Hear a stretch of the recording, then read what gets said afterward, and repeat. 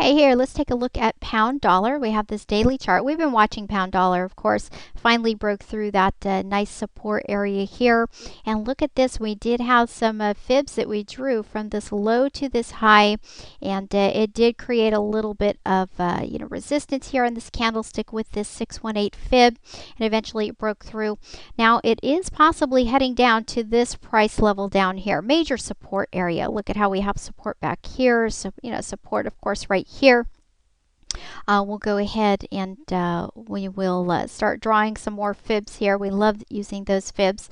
But what you're going to do is if the market breaks out there, you're just going to keep drawing some fibs from the low point to the high point up here and see where those land. Like I said, right now, look at where it may possibly be heading. Not only do we have all of this support, it's also a really nice fib here, this 382 fib.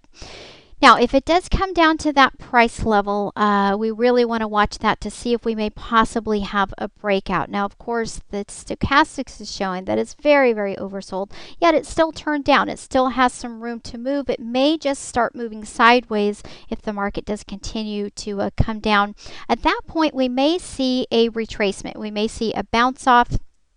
In that case, we would draw a set of fibs from the high to the low and possibly see where it's going to retrace. We may even see some role reversal. It may retrace right back up to that previous support. Of course, time will tell. We're going to have to watch and see, and we will do that analyzing when we get to that time period. If it does happen, don't worry.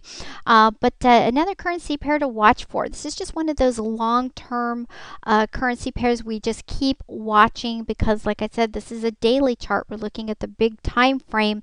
We can see it's still, a couple hundred pips away from this support level. So we do have a little bit of time unless something major happens and the market just really takes off. But of course, it is the holidays right now, so the market should potentially slow down here a little bit this week.